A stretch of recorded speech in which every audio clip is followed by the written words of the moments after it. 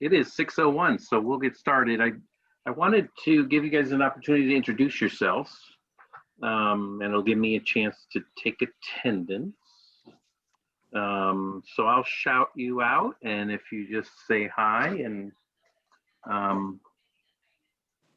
maybe your favorite part of Jubilee Christmas. So at some point tonight, we could focus on what we love about Jubilee Christmas and not all the anxiety we have about pulling this off this year. And we'll start with Bethany, Presbyterian Church. Are you here? Mm-hmm. And who is that? Yeah. With a mouthful of liquid. Okay. Oh, Sheila Hooker. And I think what I enjoy most is all the hustle and bustle, the people trying to decide on toys and for their children and wrapping and all over the floor and tables, trying to get those gifts wrapped and out of the way before the next round comes. awesome. Central Presbyterian. Hi, this is Will Ranowski, the Administrative Coordinator and Seminary Intern at Central Presbyterian Church. What I really love about Jubilee Christmas is I come from, previously I worked at Family Promise. Hi, Carol, long time no see. And I'm not sure what's wrong with my camera, but I must have clicked the wrong button. But it's great to, last year I reconnected with some old clients, and so it was good to see their progress and kind of, make it old home week. Gives you a nice warm fuzzy feeling around the holidays. So thank you. Awesome. Thank you, Will. Chapel of the Good Shepherd, the Episcopal Campus Ministry at Purdue University. Yeah, Kathy Barron here. We partner with St. John's, and we have for years, and that's great. And that's one of the things I like most, getting together to do that. Are we just introducing ourselves, Pablo? I just came in, so I don't. Yes, What else am I supposed to tell you? What's your favorite part of Jubilee Christmas? Well, working with St. John's is one of them. Just seeing all the faces that morning, seeing the family, seeing the parents is just really satisfying. It's really a nice gathering. Awesome. Thank you, Kathy. Sure. Christ United Methodist Church. Oh, that would be me. I'm sorry. Doris Lintner. And my favorite thing about Jubilee Christmas would be the smiles that you see on the families, the parents that come in. That's what the joy is. Awesome. Thank you. Church of the Blessed Sacrament.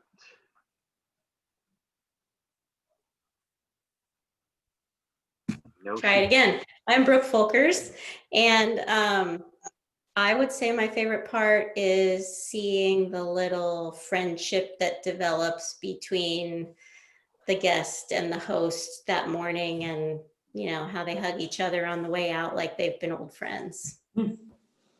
Awesome. Thank you, Brooke. Congress Street United Methodist Church. I'm gonna have to unmute her. The potatoes are obviously done. Pam, you're muted. There you go. Yes, my favorite part is seeing the looks on the parents, the family's faces when they see what we've purchased for their children. We do our Jubilee a little differently. We shop for each individual child. So we not only get toys, but we get them clothing and try and give them all a blanket and stuff. So just the sheer joy and the tears sometimes that we feel like, we've really made a difference in each of those children's lives for Christmas that year. Thank you, Pam. Elston Presbyterian Church. They're with us, with Bethany. Oh, okay. Ruth isn't calling in from Texas. No. Okay. Faith Presbyterian Church. Ed, what's your favorite? I think knowing the blessing that we can be to families that have a need that time of year. Food. Excellent. Thank you very much. Federated Church. And this is Pauline Chen. I've done it, I think, for close to 30 years. So Wow. there's a lot of different favorite things. I think one of the things that I have liked is we make and I'm not sure how we're going to do this year, so I'd love to hear other ideas.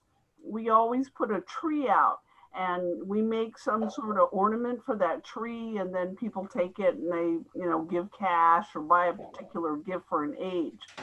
And and I didn't know this, but over the years, people have decorated their trees at home with all of these little things.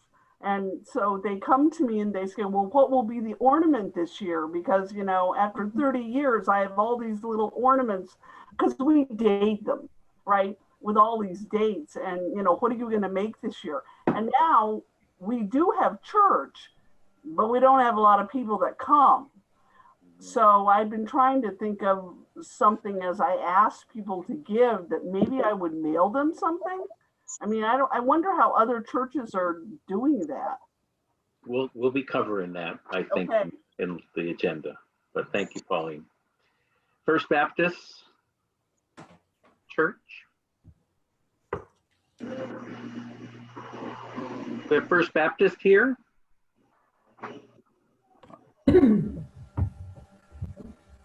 Well, we'll get back to First Baptist. Maybe I haven't let them in yet. First United Methodist Church.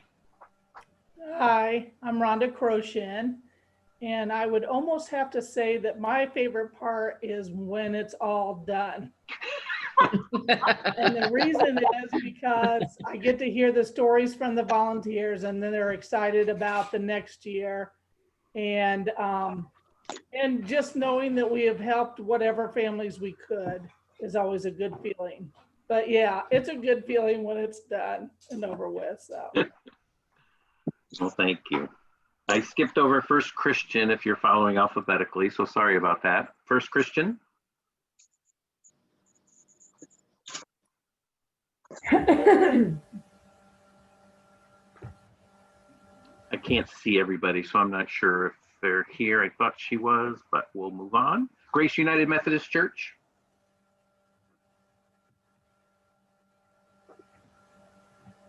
I'm going to let a couple more people in here. Maybe that's who I'm missing. Okay. If you're just joining us, we're just doing introductions now. I'm going through the list alphabetically. And if we have First Baptist or First Christian. No? First Christian, yes. Hello. Sandy Hauser. I was muted. Oh, that's okay. You can say all that over again now. Okay, Sandy Hauser. My favorite part is at the end when the parents fill out the forms and tell us how this is the only Christmas they're going to have. It's just the feeling that we have, the gratitude for the parents. That's great. Thank you, Sandy. And I'm going to get back to my list here. Did we already hear from Grace? Grace United Methodist Church. Holy Trinity Lutheran. Hi, I'm Mary Anderson from Holy Trinity Lutheran. I would guess my favorite thing is to watch the progression that happens. It's very quiet when everybody gathers at the beginning, some stilted conversations going on. And as you go through the 2 or 3 hours, it gets more animated. You start hearing a lot of laughter. And by the time people leave, there are hugs and kisses and just this kind of wild, joyful attitude. Excellent. Thank you, Mary. Emmanuel United Church of Christ. This is Annie Buckles. I think I just love seeing the teamwork that I see in my church family, and then the interaction that we get to have with the families on that day is just a joy. Thanks, Annie. I'm doing Jubilee right now. Lafayette Christian Reformed Church. I believe they're also going to be with us, Yes. with Bethany. Sometimes Ashley joins us though, so I was going to give her a pause there, but that's okay. Lafayette Church of the Brethren. Hi, I'm Katie Stewart from Lafayette Church of the Brethren, and probably my favorite part about it is the fellowship with the families and the worship experience that we get to have with them. Awesome. Thank you, Katie. Lafayette Friends Meeting. Okay, hi, I'm Liz O'Neill, and we work with the Church of the Brethren and the Unitarian Universalist Church for Jubilee. And my favorite part is seeing our hosts get to know these families and watching parents pick out toys for their children. It's very rewarding. Awesome. Thank you, Liz. Memorial Presbyterian Church of Dayton. I think they have a conflict with this time. Okay. Our Savior Lutheran. Hi, I'm Beth Dana. Last year was my first year being the lead coordinator of this, and I think it was very rewarding. I've volunteered many years, but rewarding because at the very end you kind of wonder, oh, we're going to have enough toys, and then miraculously at the end you have plenty of toys, and we had toys left over, and it was such a rewarding feeling. And still went out with all their wonderful bags of goodies, and we still had toys to continue to donate to Jubilee 2 and 3. So it's always great. Awesome. Thank you, Beth. Riverside Covenant. I am Julie Griffin. And I think my favorite part of it is the number of families we've had come back and go to church with us long past Christmas. Some even a year or two now. Wow. Who have been with us. So I think that's a favorite part of mine. That's awesome. Thank you. St. Andrew United Methodist Church. Hi, I'm Melissa Martin, and I think my favorite part is I tend to stand by the doors at the end and give the families their gift certificates and things like that as they leave, and just seeing the smiles on their faces, the hugs, the tears sometimes. I think that's my favorite part. And I think Cindy's also on here, so I'll let her chime in. Right. I'm Cindy Nice. I work with Melissa at St. Andrew, and I also enjoy seeing the families just at the end so happy, but I also love seeing so many church members come together. This is one event that we have zero problem finding volunteers for. I mean, it takes a little legwork, but we never are struggling, and I love that. I love that so many people want to help. Thank you, Melissa. Thank you, Cindy. St. John's Episcopal Church. Don't think Maggie's joining us tonight, but she's excused. St. Lawrence Catholic Church. My name's Stacey Hall, and my favorite part is just seeing it all come together, and you know what different individuals can do, and just seeing it all come together in the end. You know, just one gift can mean a lot to the families. And then there's Megan too on here. All right. Hi, Megan. Where are you, Megan? Hi. Can you see me? There we go. Hi. I'm Megan Newkirk. Last year was Stacey and I's first year doing Jubilee Christmas.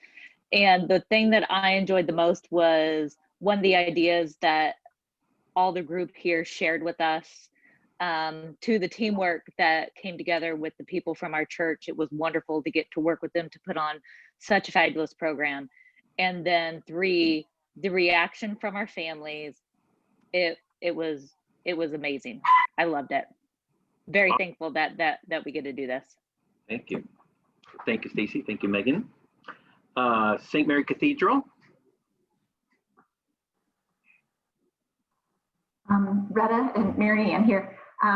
For me, I think the favorite part is the gratitude and the humility of our guests and the reception of the generosity. And the second part is the unity of our church members coming together, serving together. Retta, how about you? There we go. I'll turn your volume up. I know. Hi, can you hear me? Yes. Okay. Well, I guess mine is very similar. Our parishioners, they are always asking, you know, when do we start to sign up? And they're very generous with donating and contributing whatever they can. We also do put a tree up in the gathering space. And this year with these changes, we've already had people asking us, are we going to be able to buy the gifts? So, and as one of the other ladies said, we never had anybody come and that I know of come back to our parish for our mass, but we've had other people who've gone through the Jubilee program that were the guest, and they've come back to be a host. Nice, nice. Thank you both. St. Thomas Aquinas. Hi, I'm Barb Strasburger. Hi, Liz. I'm on here for Nancy Pickett, who is in Seattle. She's our coordinator, and we have a wonderful array of resident parishioners and students. So we have a real mix. And I guess my favorite thing is seeing everybody come together as a faith community, working together, the joy on the students' faces when they help these families, the joy on the families as well. But it's just our faith community all seem to come together, and it just is a wonderful, wonderful event. And I got a picture of your grandson years ago that I still use because it was such a great picture, and he's probably in his 20s now. But no, he's not that old. They're 13 and 15. Oh my goodness, he was probably what, 8 or 9 then, or Probably. yeah. Well, Yeah. thank you, Barb. The Church of Jesus Christ of Latter-day Saints. Hello. Hello. I think that one of my favorite things is definitely at the beginning of our Jubilee Christmas, we usually have a devotional of sorts, and we talk about what Christmas means to us and about you know, the Savior's birth. And I love seeing the looks on their faces, because I usually stand in the front on the pulpit, and just seeing the countenance of the participants' faces as we talk about the Savior and about how special he is to us and how the birth of the Savior, what it means to us, and just to see the peace that kind of washes over them is really special to me, and it's something I cherish every year. That's awesome. Thank you, Becca. Trinity United Methodist Church. Hi, I'm Susie Riley from Trinity United Methodist Church, and I know Christy Evans, who we are co-coordinators that are also on the call.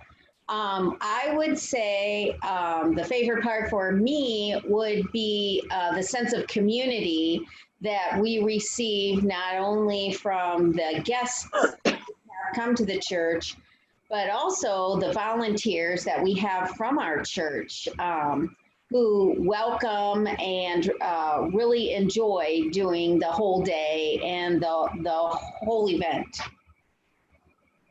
Awesome. Thank you, Susie. Unitarian Universalist Church of Tippecanoe County. Hello, I'm Jada Hoy. We partner with the Lafayette Church of the Brethren and the Friends, Lafayette Friends. I think my favorite part would be the Fellowship Friday. We stay really late setting up, and there's just a camaraderie there. We've had to go to the store for batteries at 1 a.m. on occasion. And then the relief on Saturday as our families are leaving. It looks like a weight is off their shoulders that was there when they came in. Awesome. Thank you. We have potentially 4 new churches this year, and I think some of them might be here. St. Boniface. St. Boniface here. How about Heartland? Right here.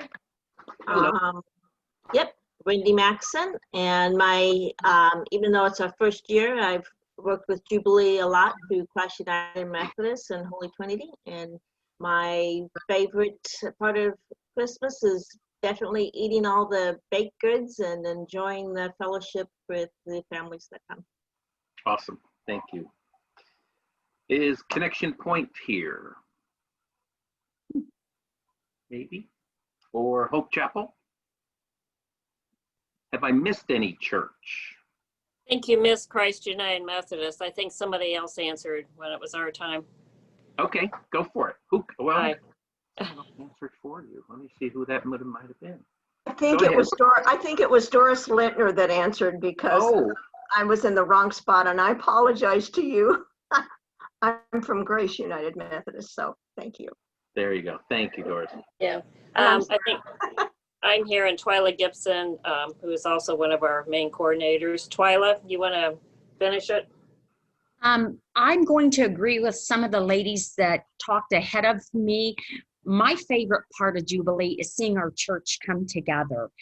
We too have always been blessed with the generosity of our church. We've had more than what we've needed in years past, and it is just an excitement in our church for everyone to get involved in Jubilee. They love being a part of this wonderful program. Awesome. Thank you, Twyla. Last call for, let's see, Elston, First Baptist, Lafayette Christian Reformed, Dayton Memorial, St. John's, St. Boniface, Heartland. No, I got Heartland. Connection Point or Hope Chapel. Anybody else that we didn't get to? Can All I right. just, can I introduce my two co-coordinators? Absolutely. Sue Davis and Judy Lockey are both on the call, and they're working with me. We call ourselves the Elves. No comment. All right. Well, thank you for that. That was helpful and hopefully got you in a very positive state of mind, and got to see the whole gang of hardworking coordinators. I'm going to go to the agenda now. That was agenda item number 1, introductions. The basics, I don't have to go through this, but I just wanted to list for you so you had one place where you can go. It's also in the handbook. But that's all my information.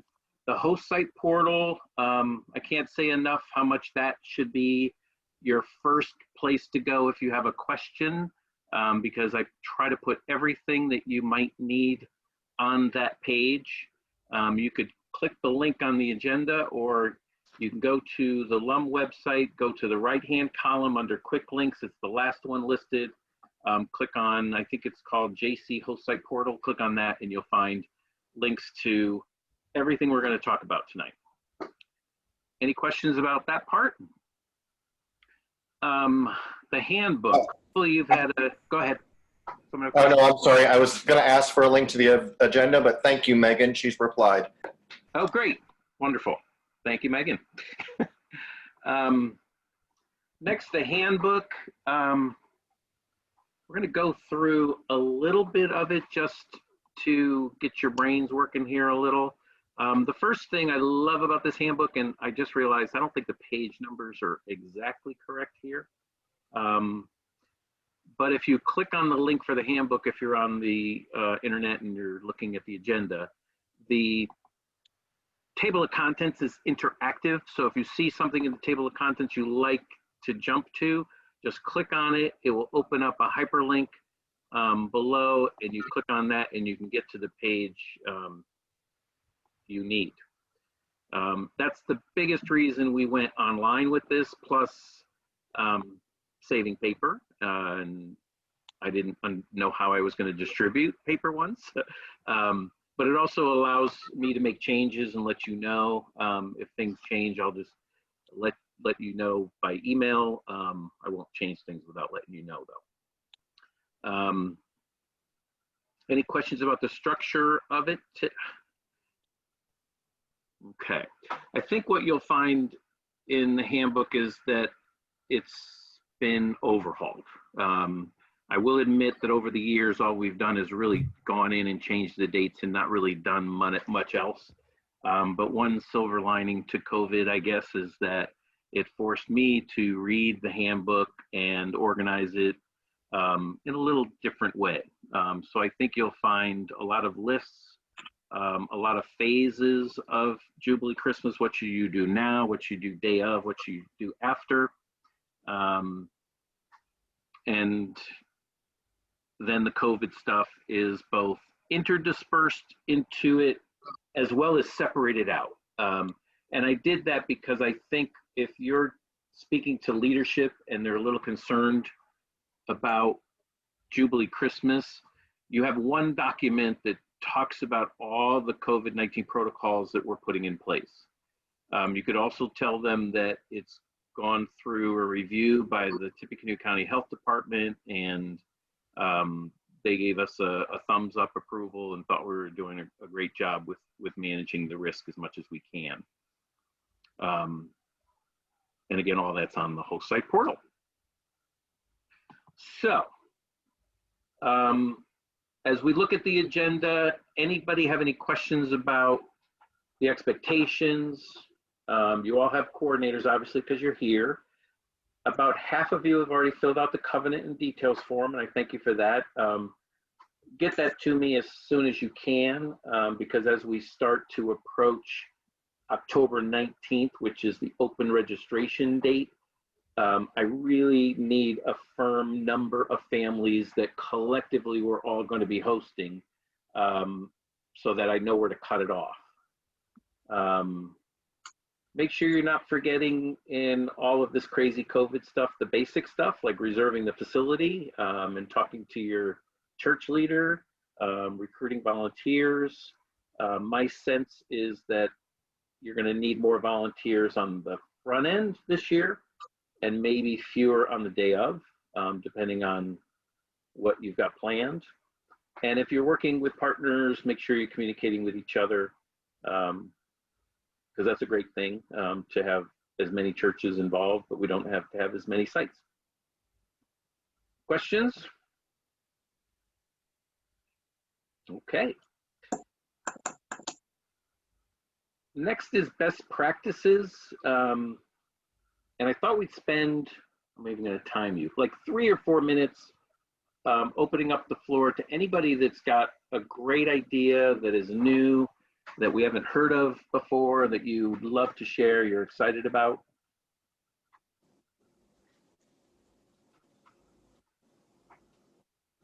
And while you're unmuting yourself, because I know you're dying to share something, I hope you enjoyed, I enjoyed, the addition to the form. If you haven't filled it out yet, you haven't seen it yet, but I'm trying to assess how many of you are doing those extra things. In the handbook, I call them the bare minimum, which is the 3 toys per child, a teen card, the food card, and the meat card.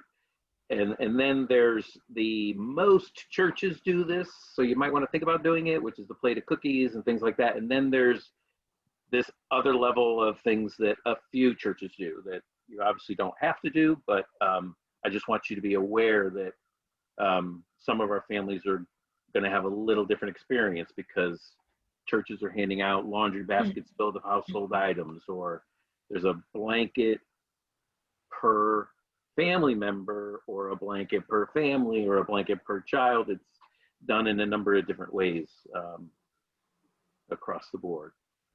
Anybody have anything new and exciting? Well, Pablo, we started doing the laundry basket a couple of years ago because one of our church members, knew that they couldn't buy, laundry detergent and soap and paper products with food stamps. So we started doing that. And the thing that I liked about it is the parishioners are still donating the food, the toys, but the School of Nursing students asked if they could be involved. And so they were the ones that really took over and did a lot of the buying and purchasing and putting together the laundry baskets for us. And even the Sunday school program, they started doing like stocking stuffers. So, you don't have to do everything yourself, I guess is my point. A lot of times there are organizations like the students who are looking for projects. And so I thought it was really good to tap into those resources because we didn't want to ask our parishioners to give, money and then toys and then all this other stuff. So we just kind of diversified that. And I think that was really effective because the nursing students loved it. And our Sunday school kids made it kind of a competition, you know, amongst the classes. So I think the point is you can draw on other people to help you out if you want to do something more. And this year, I think more than ever, we need to give them the laundry baskets, because I think a lot of families really appreciated that stuff because they couldn't afford it. Excellent. Thank you, Barb. And I think quite a few, well, a good percentage of you probably have a strong connection to at least one student organization at Purdue that you might want to ask if they're looking for something to do. That would be great.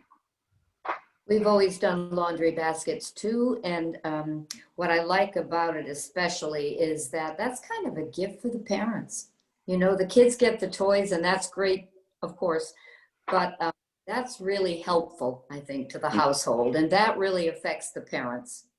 So I like it for that reason. Yeah, I didn't share one of my favorite parts of Jubilee Christmas actually happens in February, when we see the number of families coming in for financial assistance drops, because they didn't have to choose between paying the electric bill and buying Christmas presents or getting dinner for Christmas dinner. So I totally agree that, you know, this year the need is greater than ever. We have no end in sight with furloughs and layoffs and lowered wages and lowered hours, fewer hours. So yeah, it's definitely appreciated, gives them one less thing to think about during the holidays, one less thing to spend money on, and then they could pay their rent and pay their electric bill and all that too. Any other best practices or great ideas that you guys have had that you found helpful? I just wanted to remind people, because we also depend upon the students some, is that the Purdue students will be going home at Thanksgiving and they won't be coming back. And I had thought that they would be great because they would be strong enough to pick up all the stuff for the curbside and put it in everybody's car. And then I realized that they were going to be gone. So I've been looking for other people who are staying, who are young and strong, who will be able to help us with that. But I just wanted to remind everybody of that. Hopefully enough college students who go away are coming back and maybe we could use them. But yeah, it's always tough when Purdue is gone or out of session, but good point, Pauline. I have something to add. In addition to, you know, if you need more manpower, you know, if your youth group, the teenagers in your youth group, we use the Central Catholic students. They contribute gifts also. We put a giving tree at the school, but we use our local Boy Scout troop within our parish. They're a tremendous help. So those would be some other suggestions. If you have a Boy Scout troop or know a Boy Scout troop, or Girl Scout troops too. We've had Girl Scout troops bake cookies and help in the kitchen, and so those would be other resources. Awesome. I know at least a half a dozen churches that use Boy Scouts. Any others? Okay. This might be a good time to mention the Facebook group, which I skipped right over. Sorry about that. If you are on Facebook, and I'm not promoting Facebook any way, shape, or form here, but I did create a group for coordinators. And one of the things that is really good about a Facebook group is if you get a great idea, you could go on that group and share it with other people. And it's a way to get you all connected with each other as a really powerful resource, especially when we start thinking about how are we going to buy all this stuff, and are there pro tips to shopping online and getting delivery, and who's got the best curbside pickup and things like that. But if you do have ideas about other things you do that are special, that have really worked well, the Facebook group will be a great place to post that. To find that, go to the LUM webpage, the LUM Facebook page, and depending on what your device you're using, up at the top somewhere, it should say groups. If it doesn't say groups, hit more and then hit groups. and then ask to be admitted to that group, and I will admit you. It's a private group. I don't want to open it up. I've already had about a half a dozen parents want to join it. So I'm thinking about creating a group for them. So we'll see. All right, we're going to move on to the Covet Protocol. Hopefully you've all had time to look at it, wrap your brain around it. I'm going to admit that I'm a little surprised that there are more curbsides than I thought there would be. I was hoping there'd be more walkthroughs. And I know there's some hesitation to having to do the extra steps of taking temperatures and sanitizing, but LUM's been doing this since the end of March with our homeless shelter, our food pantry, our after school program, our summer camp. It's really not that much to do. I did share on the Facebook group, and I think I sent you all. This is after buying 3 different types of thermometers. This is the one we actually settled on. And I'm going to show you how easy it is to take someone's temperature. And maybe you could see it, but I'm going to press the button and you're going to see 4 dots light up. And then all you do is hold it, press the button until you see it vibrate. And my temperature is 98.0. That's how quickly you can take someone's temperature. Disinfecting, I really want you to stop thinking about disinfecting wipes and hand sanitizer. Bleach solution in a bucket. You have 2 people, 2 volunteers, one with the bleach solution, and I think it's only a couple of tablespoons per gallon, with a wipe for the tables or whatever you're wiping down. One person wipes, the second person comes through with a dry towel and dries, you're sanitized. So it really doesn't take that much. The thing I'm a little concerned about, and this is kind of, I'm jumping around here. I think I'm getting into the discussion points. What if? These are my what ifs. What if your coordinator, you, get COVID and your doctor tells you you have to quarantine for 14 days? Have a plan for that. What if half of your volunteers get COVID and you need them? Do you have a plan to replace those volunteers last minute? What if you're outside and it's dangerous temperatures, or it's sleeting or raining or snowing? Here, I'm actually more concerned about your volunteers than I am the guests and the parents, because they'll be in their cars. They'll arrive at their appointed time. They'll sit in their car until they're called in, and they're probably going to be toasty warm, hopefully in their car. But if you're doing curbside, your volunteers will be outside for a long period of time. And I want you all to think about those cold Indiana mornings.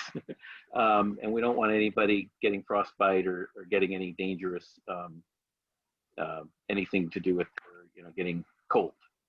The other thing I like about walkthrough, and I know I'm being totally biased here, and you make your decision and I'll support you 100%.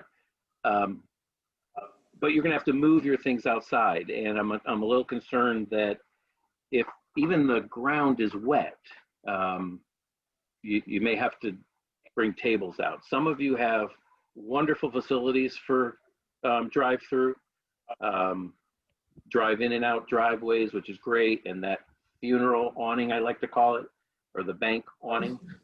So you could actually drive under an awning. So those churches, I think you've got it made. You just have to worry about the cold and maybe have shifts where people aren't staying outside too long. But if I would think walkthrough would give you some of those wonderful things you were talking about, meeting guests. Music could be added, decorations, and you could pull it off. So I'll stop there because I'm probably going too far into the, any comments? I'm not looking for a debate. I'll support whatever you want, but no? I put delivery on there because I think some of you may want to consider delivery because everything's going to be packaged up, not for the whole thing. But if there's one person missing and you've been in contact with them, which I think you're going to be forced to this year, you may already have a relationship with them. I wouldn't be opposed to people adding delivery for 1 or 2 families onto it. If you don't feel like you want to do that, that's fine. I have no problem with you dropping off those packages, and I will contact the family and get them to them. Any questions about those 2 items there? Any questions in general about COVID? Hey, Pablo. Yes. I was thinking about the whole delivery concept, and every year we have a few families who say they do need transportation to the church, and it seems like in this case it would make no sense to transport them to just take their stuff and bring it to them instead of bringing them and then taking them back. Yes, I agree. Okay. And any other thoughts on that? I know some of you don't do pickups at all, which is fine. But those of you that are offering transportation to your site, this year it may make sense to just deliver everything to them. Others? Yes. Are you waving it? Go ahead. You agree? Thank you. I was waving at Mary Ann. Oh. The next item is Jubilee 2 and 3 are canceled. Unless someone could help me figure out how I could pull that off without making it a super spreader event. And hopefully you all will not be buying too much extra this year. As far as I know, the Christmas dinner that has happened for many, many years is not happening this year. It was CFRC, which turned into Bauer, and then they passed it on to Big Brothers Big Sisters. Big Brothers Big Sisters, I didn't realize this, they haven't been sponsoring it the last couple of years. A staff person at Big Brothers Big Sisters has been coordinating it. She went to LSC to get Jeff, and LSC is not letting anybody use any of their facilities for any reason. So she's decided not to do it this year. So I will let you know if someone else picks up that program. But that's where a majority of our Christmas toys have gone, was to that event. We still will take surplus toys because we still have a lot of people in town that can use, whether it's the hospital or the county preschool or trying to think who else. Even Jeff High School, we've given clothes to the families in LSC. Yeah, so I've got places to give those things. If it's household items and food, I will get them to a food pantry in town for you, or you could do that yourself as well. Any questions? Yes, Wendy. I have a quick question. For the second and third Christmas, as long as we can allow a delivery, if you have a list and they're not picky, can we just leave, this willing people the following week to just do some deliveries to front doors? Is that a way to do second and third Christmas? I'm not sure how that works, but. Yeah, that's probably a lot more complicated than just having them sign up with the Salvation Army. There are still 2 other Christmas assistance programs in town, and they're not as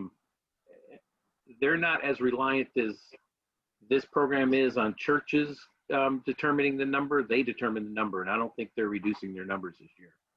And that's Salvation Army and Faith Church are both, and I've been in contact with both of them. I'll think about it, Wendy. Hey, Pablo.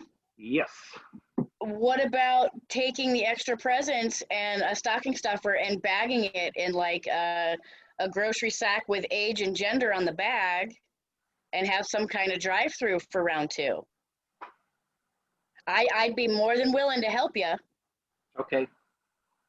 We'd have to know soon because we usually sign up the. I know. I'm just saying, like, we could make it work. Okay. There's a will. All right. We'll talk. Any other questions or comments about the COVID stuff? Any concerns or you got this? I would suggest you start shopping now or start asking for your members to bring in things now. Some of the COVID stuff is still very hard to find, particularly the wipes, but bleach is not hard to find and soap is not hard to find. So have them wash their hands in a restroom instead of giving them hand sanitizer if you can't find that. But if you put the word out to your members, I'm sure you'll get everything you need. And Jada, you offered face masks and shields. I have almost 100 face shields in the back of my car now, and I can probably very easily do face masks as well. And so you all know the distinction. I mean, everyone should be wearing a face mask, obviously, but we're asking that if your volunteers are working with a client, even if it's just knocking on the window and saying everything's in the trunk, they should be wearing a face shield in addition to the mask.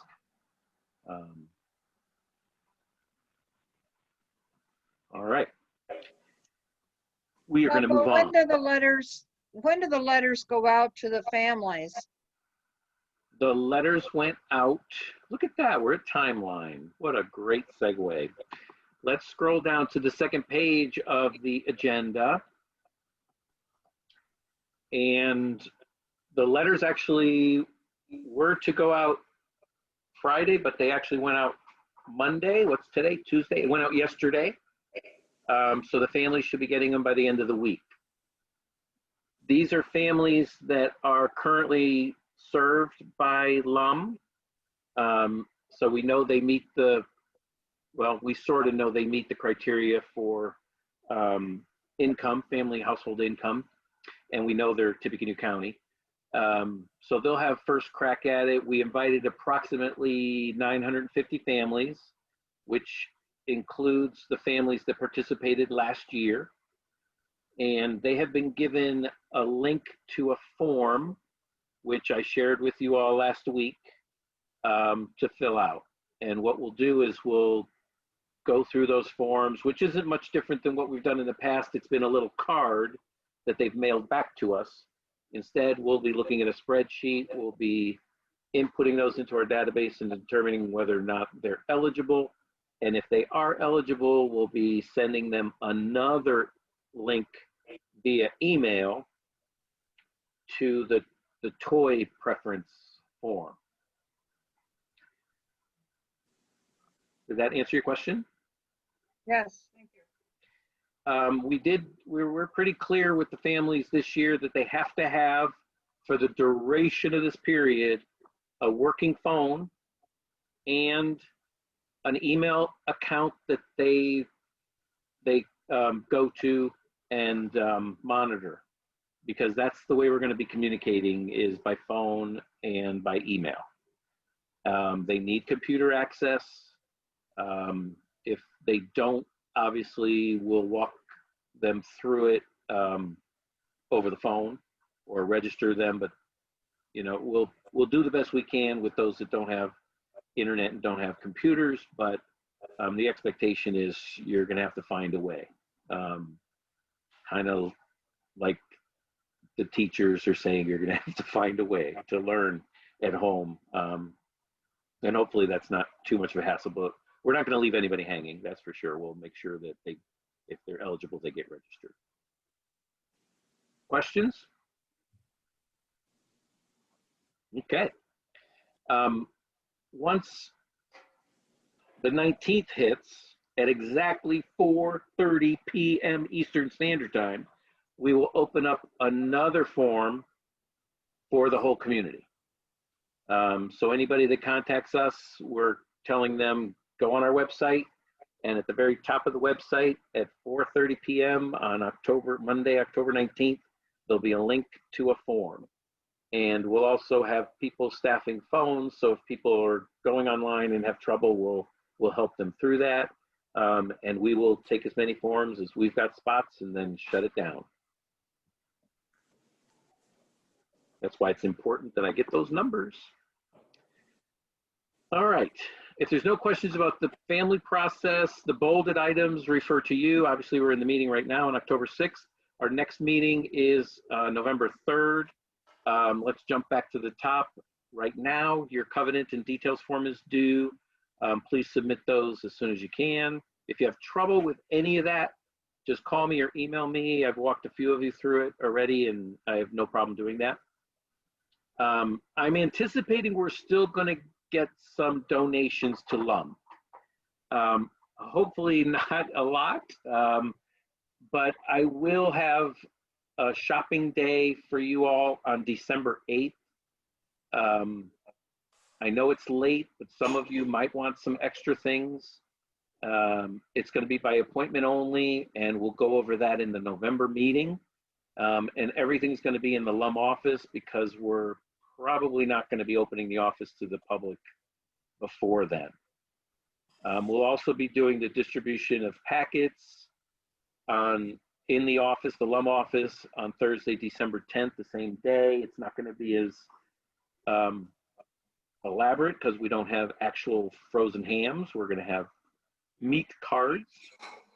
So that should go pretty quickly. And then on December 12th, we will have the office staffed from at least 9 a.m. to 6 p.m. And I'll change that if I need to based on your start and end time that you put in your details form.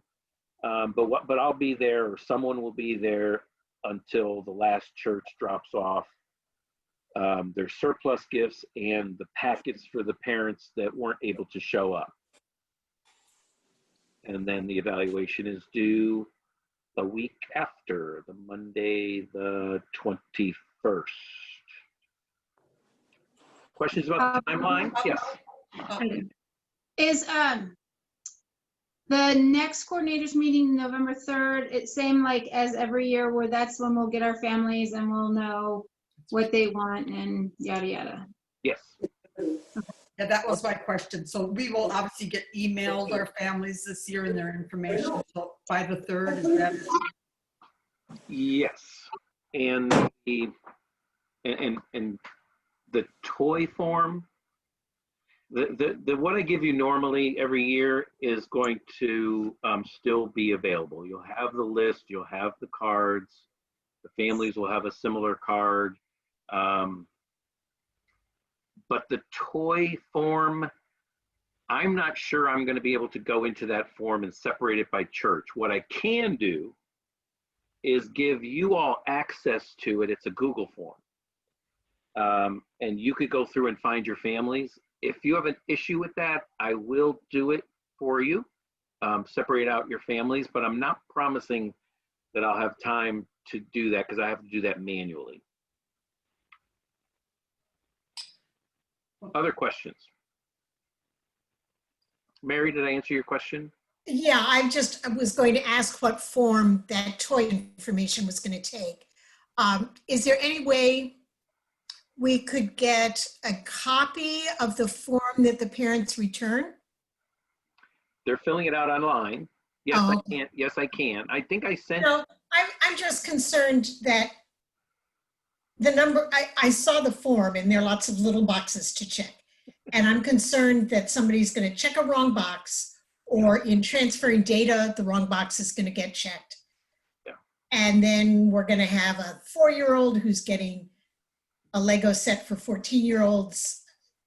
I mean, I know it's trial and error this year and I'm willing to bend a lot with it, but as much as we can stick with the original form rather than a copy of data that's been re-entered and re-entered. Oh no, it's not going to be. You're going to get the original.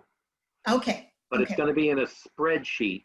That's It's okay. not going to be in a form. Yeah. That's okay, as long as we have the information from the parents. Yes. Yes. When they fill out the Google form, it automatically goes into. They call it a response sheet, but it's basically a spreadsheet. Okay. That's fine.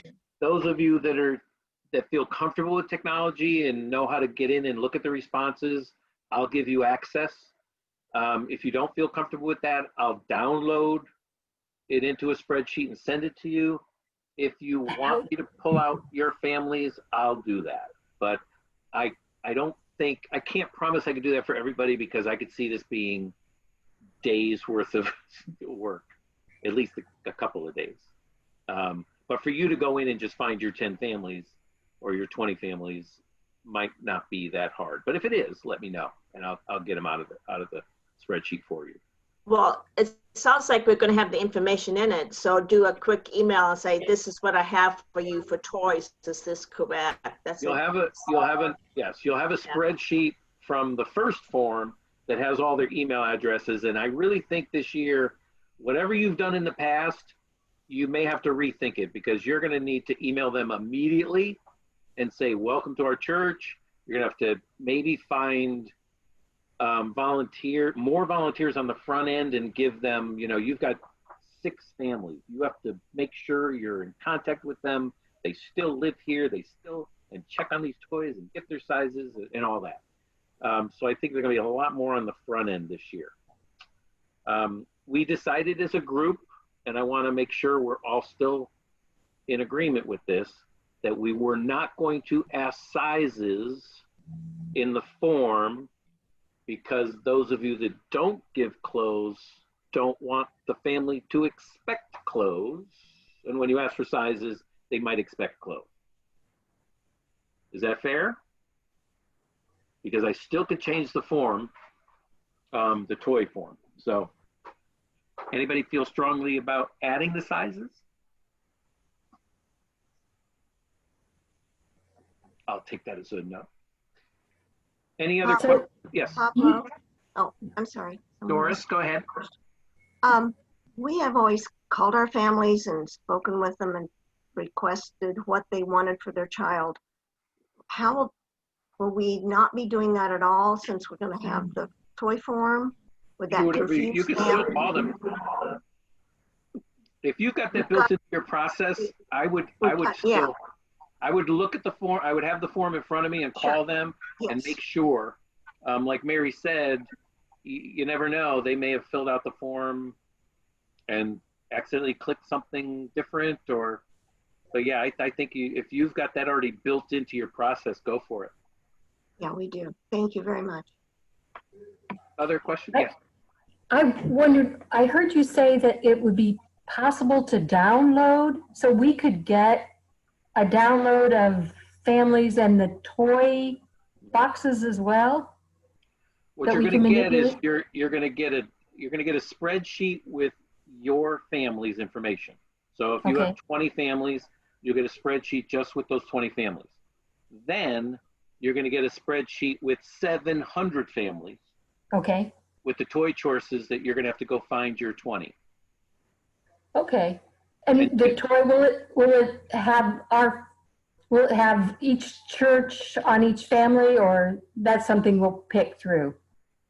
We can do that. You're just going to have to look for you're going to have to look for the name of the family and figure out that it's yours. Okay. Yeah. And like I said, you say we can download, that's good. That'll eliminate some of the things of fat fingering and getting the wrong boxes that Mary talked about. So, okay, good, thanks. Yeah. And I'm anticipating that there's going to be issues with every step of this, so just call me. I'm also going to have more volunteers on the front end helping with some of the calls as well. So yeah, just let me know. Any other questions about the timeline or the process or how we're communicating with families, collecting information, sharing information with you?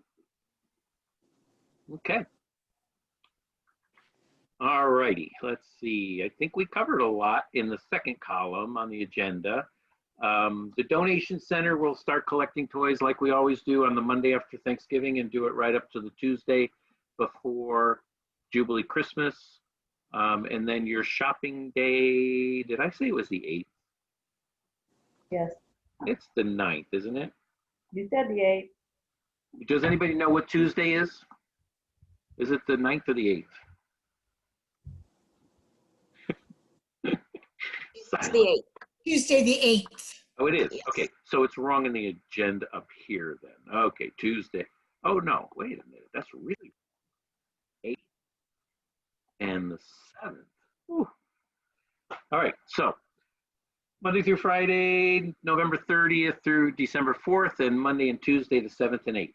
And none of that's happening at Oakland. It's all happening at the LUM office.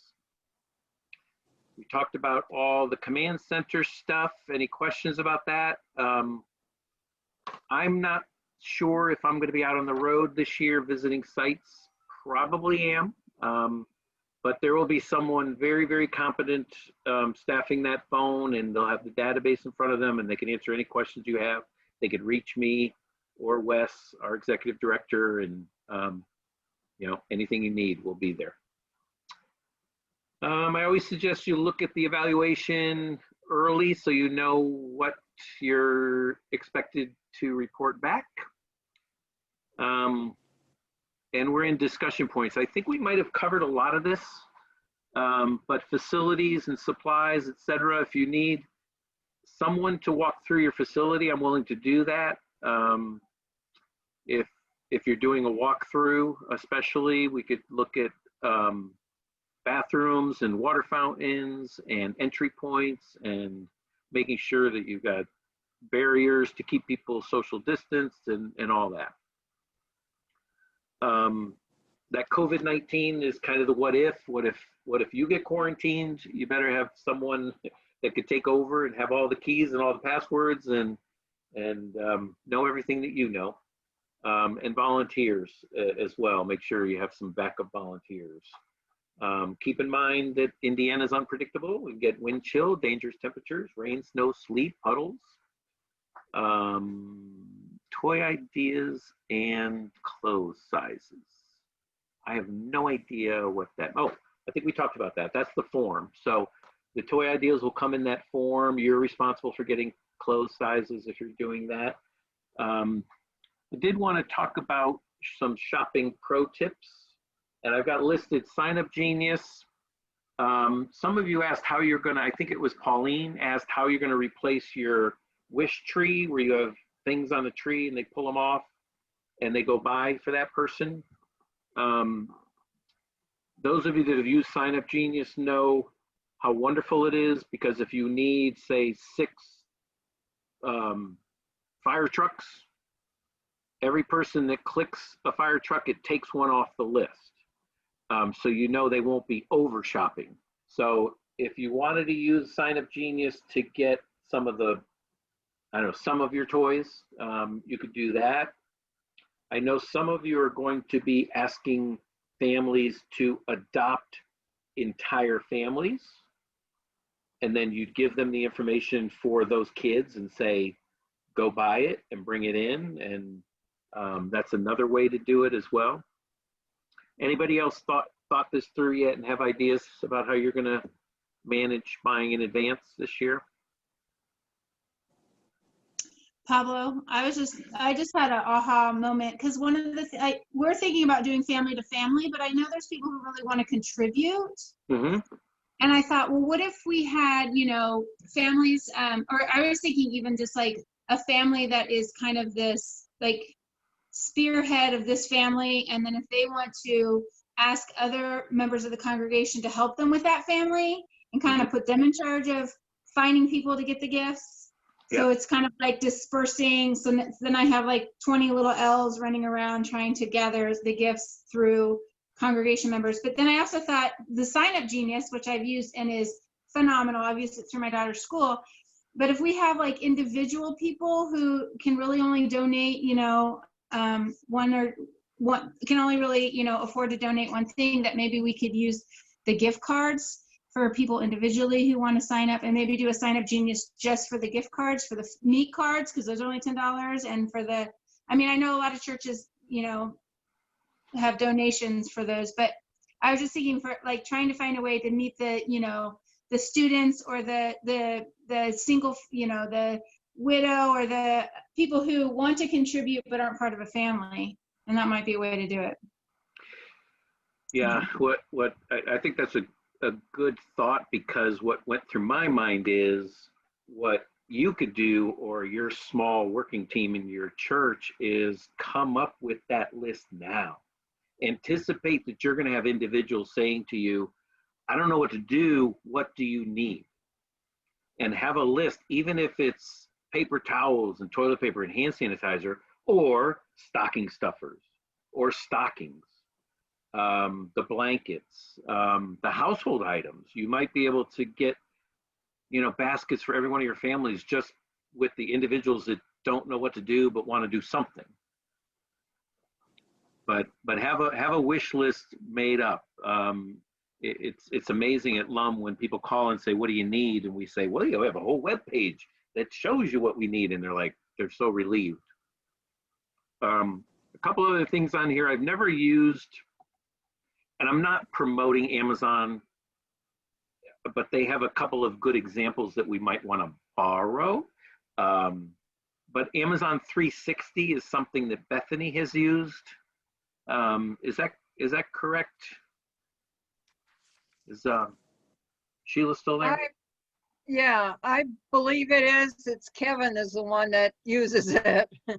So with the way that works is, I think it's for nonprofits, and Amazon has bulk items. So if you know you're going to need 20 Barbies, they package them up in bulk, and you could buy them in bulk, and they're cheaper. So if anyone wants me to do a little bit more research on Amazon 360, let me know, and I'll. But Kevin Bowers, the pastor, is a big fan. Amazon also has wish lists. The beauty of creating a wish list on Amazon is that you could get a donation from anywhere in the world because they could ship it and ship it directly to you. During the pandemic, that's worked really well for LUM for donations. We just, randomly get big boxes of toilet paper, and sometimes there's a note in there, sometimes it's not, but I know it's coming from the wish list because it's the exact item, brand, quantity that's on our wish list on Amazon.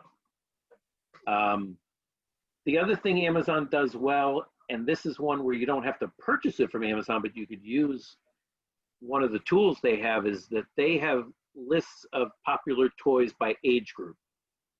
So if you just put in the search engine toys for 8-year-olds, it will give you an age group and show you what kids that age like. Enough about Amazon. Ollie's Bargain Basement. You all know where Ollie's is, yes? Anybody in Ollie's Army? I'm in Ollie's Army. You get bonus points and stuff. But Ollie's, I think they do curbside still. And they did buy out all of Toys R Us's toys when Toys R Us went bankrupt. And they still are releasing them in the stores, these toys. They have a great book section. If you need books for everybody, you could probably find books for every one of your kids at Ollie's for really cheap. They occasionally have gift wrap. They definitely have household items. And they do tax-free really easily. You could either use your churches or you could use LUMs. But they don't ask a lot of questions. They're like, are you a church? Okay, we'll just put you on the list. And that's how they deal with it as a corporation. So any other shopping pro tips that you all want to share?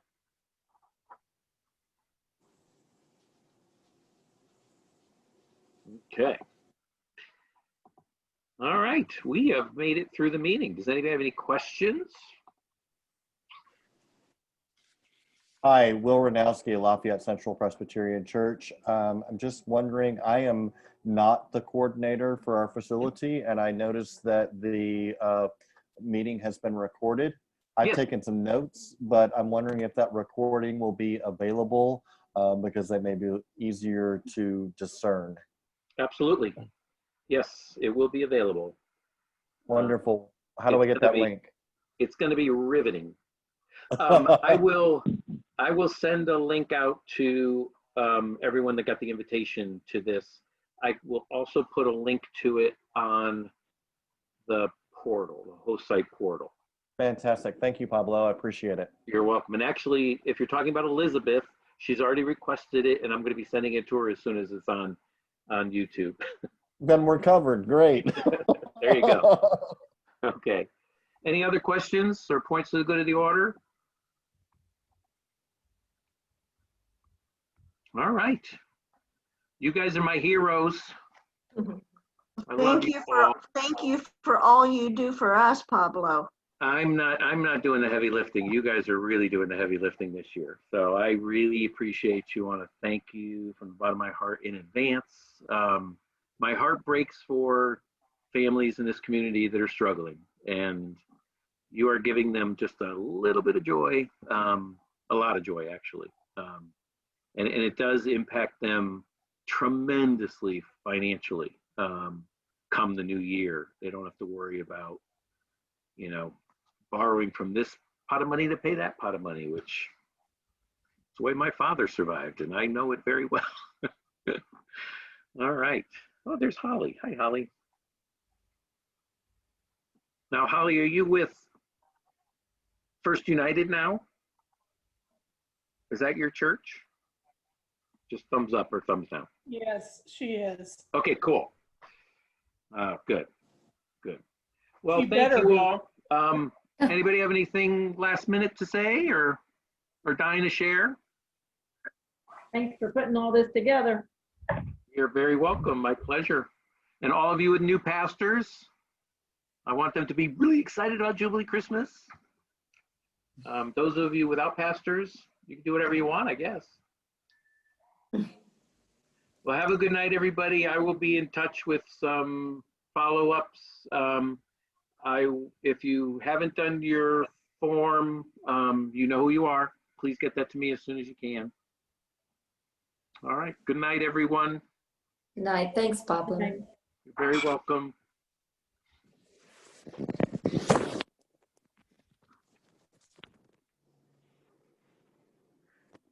Done.